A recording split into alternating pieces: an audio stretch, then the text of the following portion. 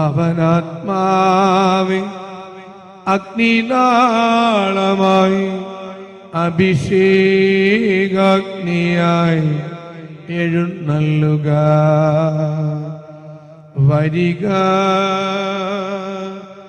വാഴുക. ആത്മാവിൻ മാധുര്യമേ, വെളിവിൻ കതിരേ, ആത്മാവിൻ തണുപ്പേ, വസിക്ക. പ്രിയ സഹോദരങ്ങളെ, ജെറമിയ 15:19 വില കെട്ടവ പറയാതെ സദ്വചനങ്ങൾ മാത്രം സംസാരിച്ചാൽ നീ എൻ്റെ നാവ് പോലെ ആകും. ഇച്ചിരി ഒരു ആത്മവിമർശനത്തിന് ഉതകുന്ന ദൈവവചനമാണ് ഇത്. എന്തുമാത്രം സംസാരിച്ചു കൂട്ടും നമ്മൾ. കേട്ടത്, ഊഹിച്ചത്, കണ്ടതിൽ നിന്ന് നാം ആ സമയത്ത് ഗ്രഹിച്ചത്, മറ്റുള്ളവർ പറഞ്ഞ ശുദ്ധിയുള്ള നിയോഗത്തോടുകൂടി എനിക്ക് കേൾക്കാനാകാത്ത വികാരങ്ങൾക്ക് അടിമപ്പെട്ട് നിൽക്കുന്നതുകൊണ്ട് കേട്ടത് ഒന്ന്, ഗ്രഹിച്ചത് ഒന്ന്, കലർത്തി ഏച്ചുകെട്ടി പറഞ്ഞത് മറ്റൊന്ന്. വില കെട്ടത് സംസാരിക്കാതെ, പറയാതെ സത്വചനങ്ങൾ, നല്ല കാര്യങ്ങൾ മാത്രം സംസാരിച്ചാൽ നീ എൻ്റെ നാവ് പോലെ ആയിത്തീരുമാകും എന്ന് പറയുന്നത് ജെറമിയയിലൂടെ കർത്താവായ ദൈവമാണ്. എന്തുമാത്രം കേട്ടു നമ്മൾ, എന്തുമാത്രം നമ്മൾ വ്യാഖ്യാനങ്ങളും ആഖ്യാനങ്ങളും വിമർശനങ്ങളും ഊഹാപോഹങ്ങളും അപരാധങ്ങളും അവഹേളനങ്ങളും എല്ലാം കേട്ടു.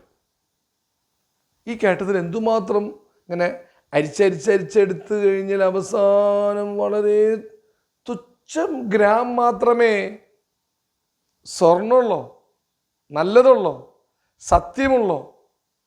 എൻ്റെ നാവുകൊണ്ട് അവരനെ എങ്ങനെയെങ്കിലും മുറിപ്പെടുത്താതെ, വേദനിപ്പിക്കാതെ ഇരിക്കുക. ഈ അടുത്ത് ഞാനൊരു മഹാകവി, അദ്ദേഹം തന്നെ രചിച്ച്, അദ്ദേഹം തന്നെ ഈണം പകർന്ന്, അദ്ദേഹം തന്നെ ആലാപനം നടത്തിയ ഒരു പാട്ട് കേട്ടു.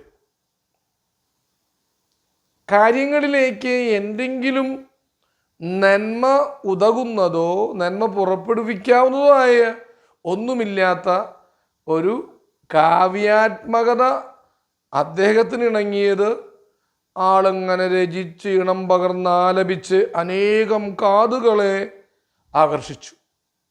എന്നാൽ വല്ലതും കിട്ടിയോ? ആരെങ്കിലും അതുകൊണ്ട് പ്രകോപിതനായോ? ആരെങ്കിലും അതുകൊണ്ട് വളർന്നോ? ആരെങ്കിലും ആ വചനങ്ങൾ എന്ന് പറയുന്നത് കോർത്തു വെച്ചിട്ട് ഇണക്കിച്ചേർത്തത് കൊണ്ട് ആത്മീയമോ ഭൗതികമോ ആയ ഉത്കർഷം ലഭിച്ചോ? ഒന്നുമില്ല. വിലകെട്ടത് പറഞ്ഞ് ആരോപിച്ച് അതിലൂടെ ഒരു ആത്മസംതൃപ്തി, കള്ളുകുടിയന് കള്ളുകൊണ്ട് കിട്ടിയ ഒരു മതം, അല്ലെ, മദ്യപിക്കുന്നവന് മദിപ്പിക്കുന്നത് കൊണ്ട് കിട്ടിയ ഒന്ന്, പാനം ചെയ്തപ്പോൾ കിട്ടിയൊരു സുഖം.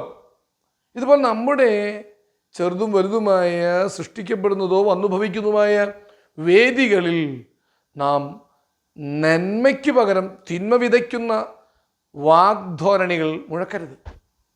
നന്മ മാത്രം. മുറിപ്പെടുത്തരുത്, സൗഖ്യദായകമാകണം.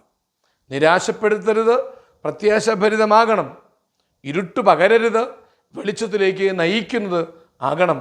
ആകയാൽ ഈ വചനം നമ്മെ ഒരു ആത്മവിമർശനത്തിലൂടെ വെളിച്ചത്തിലേക്ക് നടക്കാൻ ഏവരെ സഹായിക്കാനും ഇടയാകട്ടെ. ഹല്ലേലൂയ, ആവേ മരിയ, ആമേൻ.